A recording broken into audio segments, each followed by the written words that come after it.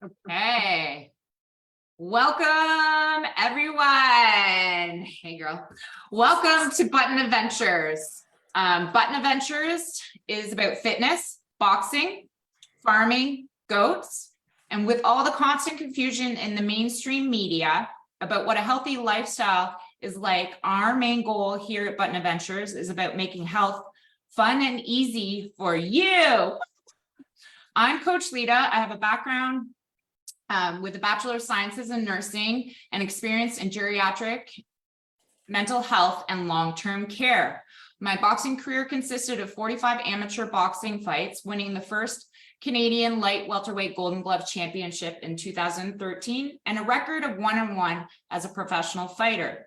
In 2017, I was voted Female Health and Wellness Entrepreneur of the Year in Greater Toronto Area. Now as a coach, full-time for the last 8 years, and a proud goat mom of now 10 Nigerian dwarf goats. Yes, I said 10. I specialize in animal therapy and coaching women and people with Parkinson's, helping them find their inner athlete and move beyond perceived limitations through the sport of boxing so they can keep up with their kids and grandkids pain-free. Today, we begin the weekly goat vlog. Yvette is here today as our very first guest, and she's going to share her stories along the way to help inspire and motivate you.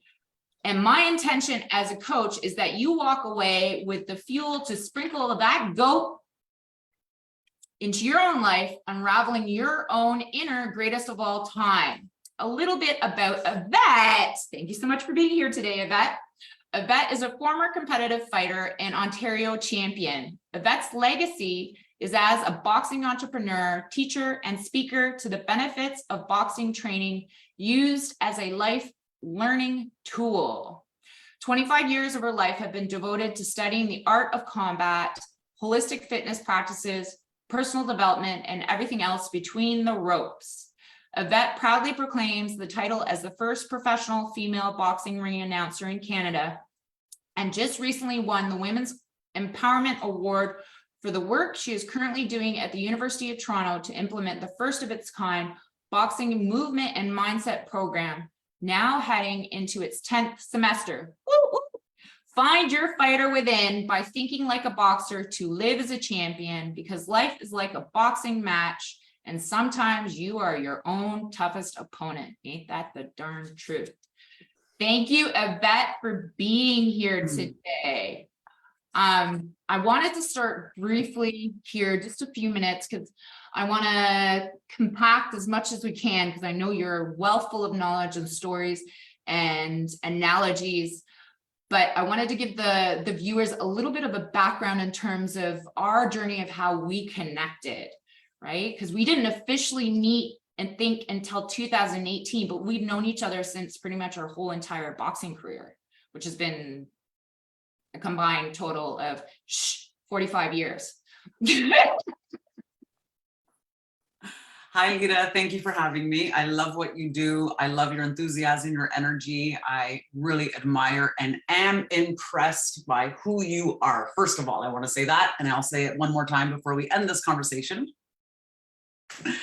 So I don't remember like how we first met. I know I knew of you, and I was just like, wow, this woman is just, even your energy would pop off the page, right? Even if I just saw you on social media.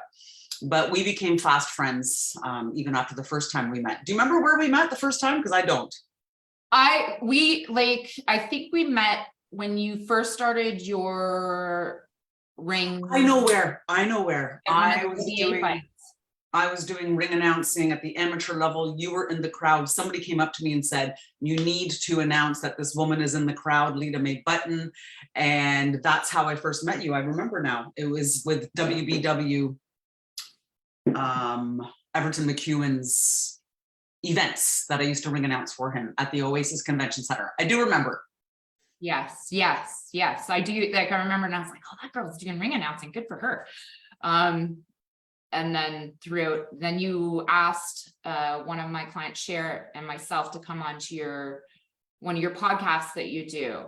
Yes, I had a radio show called Squared Circle with Yvette Raposo, and it was part of iLive Radio, which was a really epic online platform before online radio became a popular thing.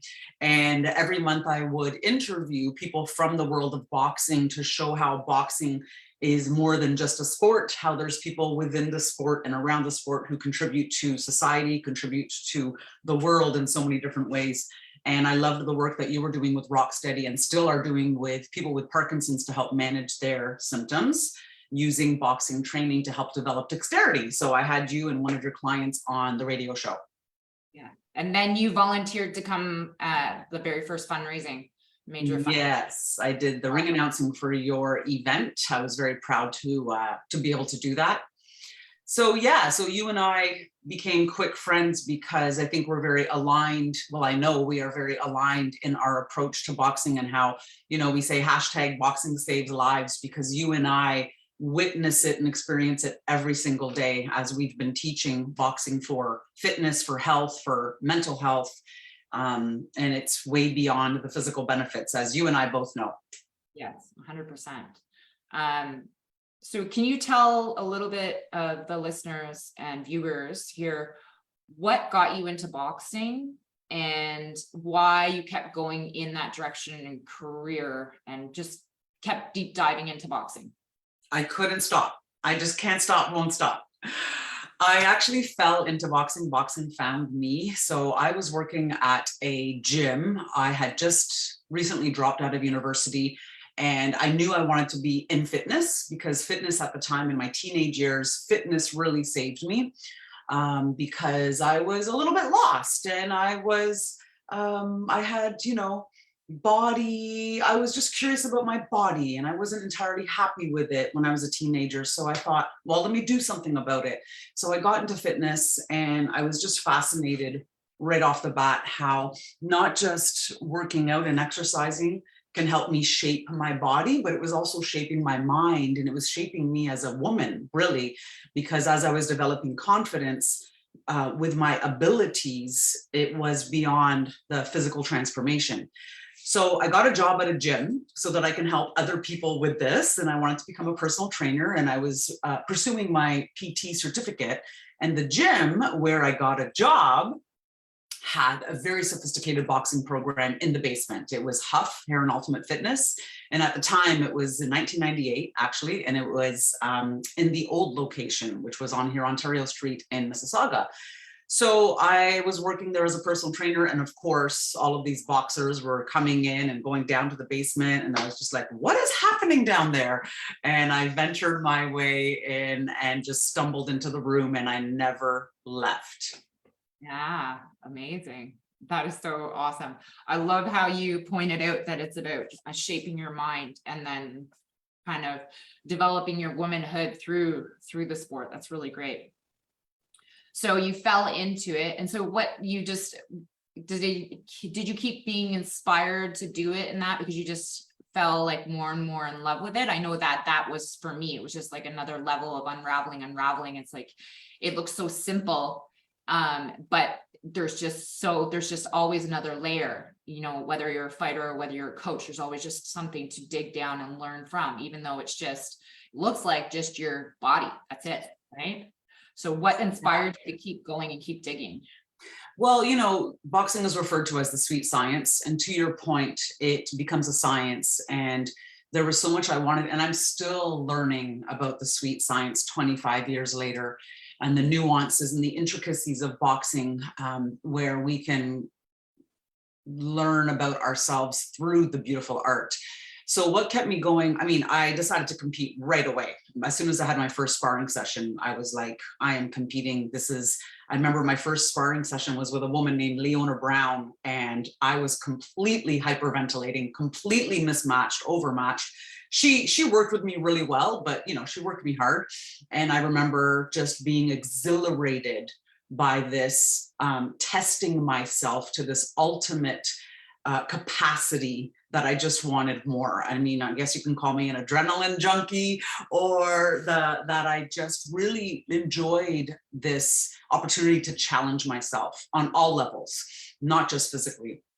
And even as a child, I was very enamored by athletes and their stories. I used to watch the show called Beyond the Glory on TSN, and I used to just log right in, tune into this show called Beyond the Glory, and it was a half-hour show, and I loved the stories of the athletes and the trials and the tribulations. And boxing was that for me. Like, as I got into understanding the stories of the athletes and the people behind the punches, and I was just like, wow, this is just human potential at its finest.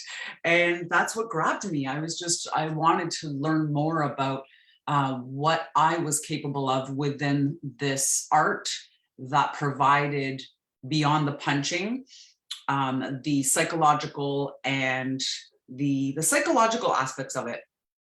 Beautiful, very beautiful. Why do you think that you do what you do?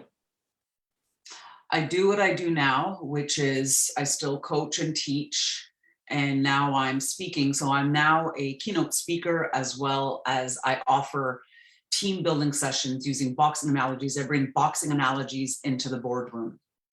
And this has been a long time vision of mine, knowing that I was going to take myself off the gym floor at some point, take myself out of the ring, and get myself in front of classrooms and boardrooms to help people with their mindset and help them understand that when you can think like a fighter, you can live as the champion of your own life. So why I do what I do is because there's a need for inspiration. There is a need for training, for people to train to think like a fighter. You don't have to step into the gym. You don't even have to step into the ring in order to extract the benefits and the wisdom of these elite athletes that are some of the smartest, most intelligent athletes on the planet, I would say. Sure. Yeah, it's rated the #1 sport out of all the Olympic sports by ESPN. So there is a reason for that.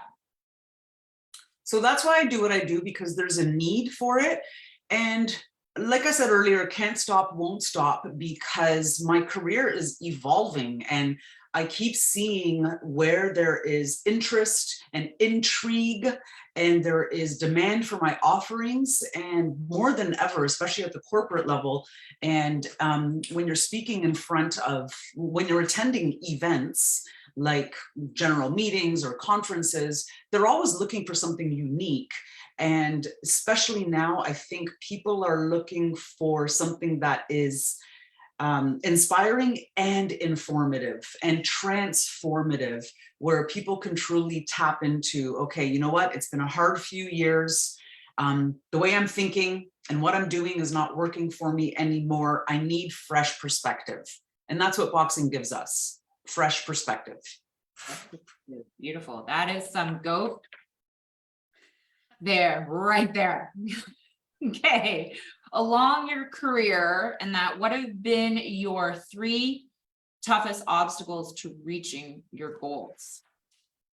3 toughest obstacles reaching my goals over the years. Number 1, as we say in boxing, sometimes you are your own toughest opponent, and that is certainly true for me. I have been my own toughest opponent in different ways, within different capacities. So one of them would literally just be physically managing my energy as an entrepreneur, and not burning out and trying not to burn out. And I have burned out many times throughout my career, and burnout is not fun. Hopefully we learn from it, and I have learned from it each time that I've burnt out. But I figured it out. And a lot of that is knowing when to say no, and also just really being focused about where you're putting your energy. So that's number 1. Number 2, toughest obstacles in my life when striving for goals: listening to too many other people, listening to other people's opinions, or not listening to the right people's opinions. And not because they don't mean well for me, but they might just not have understood what I was striving for. Because what we do is unique, and what we do, there's not a playbook for it, and there's not a lot of people, women especially, at this stage in the game. There's a lot more, but 10, 15, 20 years ago, you talk about a female teaching boxing for empowerment and for fitness, and there weren't a lot of us. So yeah, and then Oh, another limitation, I guess, would be obstacle, which is still true, which is I take on as a challenge because, I'm a boxer and I like a good challenge, is trying to explain boxing, the concepts of boxing, without people making that assumption first that it's about violence and it's about just punching each other in the face. So that has been an obstacle over time where I've had to figure out how to present my concepts and my offerings in a way that is helpful for people in terms of when they're looking to perform better within their lives and at work, without them first making the assumption that boxing is violent and dangerous. Yeah, it's interesting that how people have that really deep notion about boxing being violence as opposed to the sweet science, for those of us that are deeply immersed into it. And when I first coach new people who are in it, it's always like within the first 2 weeks, the feedback you get, oh my goodness, this is so much more different than I was like thinking it is, like it's way harder and it's so much more. I always bring it back to the analogy of it's a chess match, right? Like when you are training for boxing, it's not about brute violence. It's about strategy and mindset in terms of how you're going to win. Yes, I want to add to that. It's understandable why people feel that or think that, because it's how boxing was presented to them. They might have just seen it on TV or in a movie. And that's why it is up to us, people like you and I, and you do a really, really, really good job at this, which is it's up to us to actually break it down for people, explain to them. And I've always said, like, until you try it, don't knock it till you try it, because that's when you're really going to understand the benefits of boxing training, is when you try it. And it's non-contact. What we teach, I have to remember to say, it's non-contact, because people's automatic assumption is that I'm going to punch them in the face. I don't punch my students. I try to punch them and I teach them how to slip it and deke it out and parry, but it's very controlled. And that's a whole other class. That's called sparring class. And that's a whole other thing. A lot of determination and consistency over time before we get to that step. So what have been the top 3 highlights of your career then? Top 3 highlights. There's 4. There's a lot. Okay, let's say 2018, I became the first ever female professional ring announcer in Canada. Yeah, that was awesome. Yeah, pretty amazing. And there's still work to be done there, because there still hasn't been another female who's stepped in or stepped up. The pandemic hit, I was doing really well, and I had some really important eyeballs looking at me as of 2020 when the pandemic hit, and then things shifted and changed, obviously, and I shifted and changed my focus, where I started to focus on my keynote speech and my corporate offerings. But that's number 1. Number 2 is the program that I am facilitating at UFT, University of Toronto. We are going into our 10th semester. The program has sold out every single semester, and it's just been, I'm just so delighted that the university was open to try out this program, and they are delightfully surprised. I wasn't surprised, but I wasn't surprised that the program was going to sell out. And these students, they want to box, and they want to learn how to use their body in a combative way. They want to, the world feels dangerous right now, and especially people that age, students, high pressure programs that they're in at this high pressure university, and they're looking for a way to relieve stress, learn how to protect themselves, and incorporate fitness into their lifestyle. And they're getting all 3 at this program. And then number 3, just recently, September 22nd, I won the mentorship award at the Women's Empowerment Awards ceremony in Toronto. And it was just an incredible honor, especially on my 25th year anniversary of being an entrepreneur. I was delighted to be recognized for my work. So 3 highlights. Amazing, beautiful, awesome. It's very important to celebrate your highlights and your big wins, but also your small wins throughout. So those are amazing highlights, but is there any little highlights that you kind of celebrate throughout your days as you're going on throughout your career, you know, like to not burn out, or, you know, it's the grind, right? As entrepreneurs, it's often a grind, like it's a lot of work. Would you say that there's any highlights daily that you celebrate? Yeah, absolutely. My goodness. Yeah. I wake up and I celebrate the fact that I get to do what I love every day. It's true. That is the biggest highlight. Um, you know, it's the relationships that we develop. It's the relationships that I have with my clients, my students, my peers, my colleagues, people like yourself. It's at the end of the day, that's my definition of success, is as I grow professionally, are the relationships that I nurture, foster, maintain over the years, and how you see the impact of what you do immediately through your clients, with the relationships that they have with their families, their work life, and their friends. And I'm invited to weddings, funerals, baby showers, birthdays, and I become part of the family because I am a big part. And what I do and what I offer is a big part of people's lives. So that is another highlight. Yeah, that's beautiful. And I think it ties in there with some of what you said, that it is a ripple effect, right? And then that is why those of us that are in the boxing room, we do say boxing saves lives, because it's so much more than just that person's lives that we're coaching in that. It's everyone else that they're influencing and helping and cope and not burning out themselves as well. So that's a beautiful way of sharing it. Thank you. Have you ever wanted to quit? Oh yeah. Oh yeah, every few years I'd update my resume, you know what I'm saying? I'd be on Indeed, like, what does a job look like right now? And what's that all about? And I just want to punch in, punch out, get a paycheck and benefits. And yeah, there's been times, probably even as recent as just before COVID. In fact, once COVID hit and we had to pivot, it's interesting how that time reinforced for me more than ever how important it was for me to continue doing what I'm doing, which is to inspire people, inform people, educate people around physical fitness and health. But yeah, and I learned the patterns of when I thought of quitting, the times that I thought of quitting. I learned that the pattern was, it was when I was tired. When I was very tired and I was doing too much and I was on the verge of burnout, that's when this idea would pop into my head that I needed to get a job.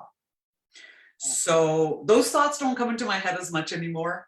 And I think it's good, because those times when I have thought about quitting, I would just think about my clients and everything I've built up. And it's like, there's no, I used to say, when I used to teach a class out in the West End, and there were times I was there for 8 years at this particular gym for 8 years, running my classes there until basically the gym shut down. So I had to stop, but there's no way I couldn't show up, because I was the one with the key to the door, and my clients kept showing up. My students kept showing up. So I had to show up.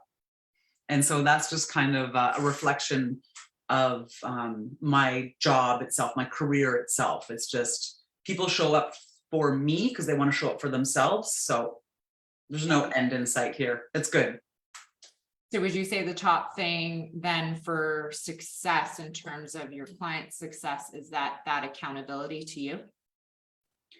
Part of it, yeah. It's also my accountability to myself, because I'm a big believer that as we grow professionally, we also grow personally, and vice versa. And in fact, I believe you have to. Yeah. And so because I strive to develop myself personally, I strive for self-actualization. I'm a big believer that us as humans, we are designed to challenge ourselves continuously. And that's how we personally, everybody's different, but I know myself enough to know that the best way for me to stay engaged is to have to hustle. And I've reframed what hustle means for me in a healthier way now. But yes, it's being accountable to my people, but it's also being accountable to my own personal growth. Beautiful. That's really, really, really great. Where do you see yourself over the next few years? Over the next few years, I will be facilitating my team building, my corporate team building, Find Your Fighter Within sessions. I will be keynote speaking at different conferences and events, mostly around Canada, I'm sure, definitely around Toronto and Ontario, and hosting retreats. Yeah, so I see myself bringing my Find Your Fighter Within program. The Find Your Fighter Within program is a combination of a boxing movement and mindset collaboration, where I help people find their fighter within. And this is not in a violent way. This is to help people nurture that fighter within that we all have, rekindle that fire and those feisty feelings that people have, to help them generate and cultivate what they want out of life, to live the life that they truly want to be living by goal setting and go getting. Yeah. GG. GG. That's awesome. GG. That's how this goes happen. Because every time Yvette and I have conversations, there's always little catchphrases that come out. GG. I love it. GG. That's okay. What 3 pieces of wisdom or advice would you give those that are watching that would sprinkle the GOAT mentality into their own lives? Okay, number 1, you need to be fit for this life. I say this to my students, you have to be fit to fight, but let me take it one step further. You need to be fit for this life, whatever that means for you. I'm not talking that you need 6-pack abs or that you need to be striving to run a marathon. That's not what I'm talking about. It is essential, it is important. If you're going to try to achieve anything in this life, please take care of this body and try to maximize what you can do in this life by exercising your body, which exercises your mind. That's number 1. And find out what works for you. Boxing might not be your thing. Find out what works for you. Number 2, look for angles. In boxing, we look for angles. We create openings. We take that initiative to look for opportunities. And if you want to have that, I shouldn't say if you want to have a fulfilled life, but my piece of wisdom is everybody's different, but wherever you're at, look for those opportunities that are going to satisfy what it means to you to be having a fulfilled life. And that's up to you. Yeah. And definitely number 3, nurture your relationships. And relationships starts with the relationship that you have with yourself, but also really nurturing relationships, because I do believe that they are so important, because not only do people have a lot to offer you, but you have a lot to offer people as well.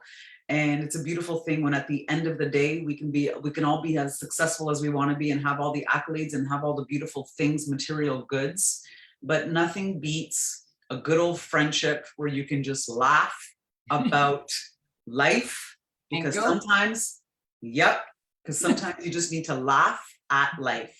Yeah. Yeah, we can't take ourselves so seriously, because none of us are getting out of this alive.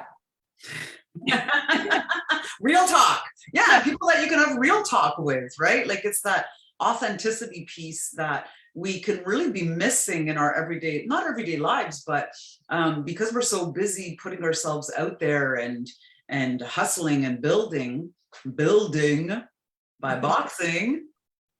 At the end of the day, you want to be able to have that conversation with somebody where you can relate and just be real, just be really real, which I have with you, Lita, and I appreciate that. Yeah, I appreciate it too. Thank you. I would say that, and going back to the hashtag boxing saves lives, is that the community, in the ripple effect of within the boxing community, you know, like for myself, boxing has saved my life so many times over and over again. Relationships like ours have saved my life so many times. The relationships with like my pro coach RG have saved me from coming off the street, or like just it's a community of depth and knowledge and support and coping, and watching it now that I'm starting in a Newfoundland unravel as well. Seeing them, I had my one client say to the group the other day, I love you guys. You know, we've been training together for about 7 weeks, 6 weeks, and there was other stories that were shared there. And it's just like, this is the boxing community. This is how it saves lives. It's not just the art of the science of hit and not get hit, pugilism. It's the, you know, camaraderie that we all bring together. Absolutely agreed. And, you know, there's nothing beats, pun intended, the experience, the bonding that you create with somebody when you're in the trenches with them, trying to get through a boxing class and you're squaring off with them and you're performing your footwork and you're moving around. It's a unique experience that people will never have in any other area in their lives. And boxing is the truth. It is one of the most raw and real things that you will do, because you have to drop into yourself immediately. And you have to park your ego and crap, park it all at the door, because boxing will humble you. And to experience that with others, to your point, is a special bond that is hard to recreate anywhere else.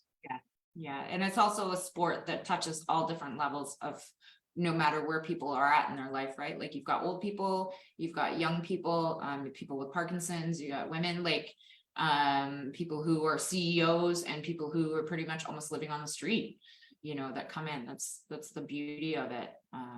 It's incredible. Yeah, I'd say it's pretty inclusive in so many ways. Before all this talk of inclusivity, I mean, we were already living it. Yeah, in so many ways. Thank you so much for sharing here today, Yvette. I love your takeaways. They're absolutely incredible. Can you let the audience know where to find you and maybe what's coming up for you? Yeah, find me, probably Instagram is the best, or LinkedIn, both at Yvette Raposo. What's coming up is I'm teaching a 4-week boxing program starting November 28th in Toronto. And besides that, I have a couple of keynote team building speeches also down the pike. Is it pike or pipe? Down the pipe. Pipe. Are you doing Speaker Slam again this year? No, I'm not performing, but I'm definitely attending Speaker Slam. Okay. Yeah, for those of you that are not aware, Speaker Slam is a really big speaking event in Toronto, and now it's virtual since the pandemic. But Yvette, I can believe, placed second, right, in 2021 or 2022? 2021, correct. Yeah. So that was a really big win. Yeah, the Grand Slam is coming up. I do forget the date, but it's the end of November. And I highly encourage, it's an incredible, and here's one more thing I want to say, Vita, is I really emphasize and love to stress with other people who are involved in boxing, and it doesn't matter if you're a coach, if you are an athlete, you have a lot to share. Like, this wisdom that we have cultivated over the years through boxing needs to be talked about. So when I say that, it's the storytelling, these events where you can really broaden your reach for all those coaches teaching boxing for mental health and for fitness. You can really broaden your reach by speaking about what you're doing, because it's needed out there. And the more of us who do it, the more people will understand that boxing is so much more than a sport. Yeah. Amen. Thank you. So thank you, everybody, for who's tuned in here today or watched or is watching the replay later on. Amazing. Thank you. I just want to let you know that next week we have two-time Olympian Mandy Bugeaud, who will be sharing her stories and insights over her boxing career. So it's very, very exciting, because it's been some time since connected with Mandy, but she's offered her time next week in between raising her 2 new little girls. So that will be a really, really special time. So thank you so much, Yvette, for coming today and being the very first person on this Go vlog with Button Adventures. Okay, have an amazing rest of your day, and remember, everyone, health is your wealth, movement is medicine, and boxing saves lives. Bye.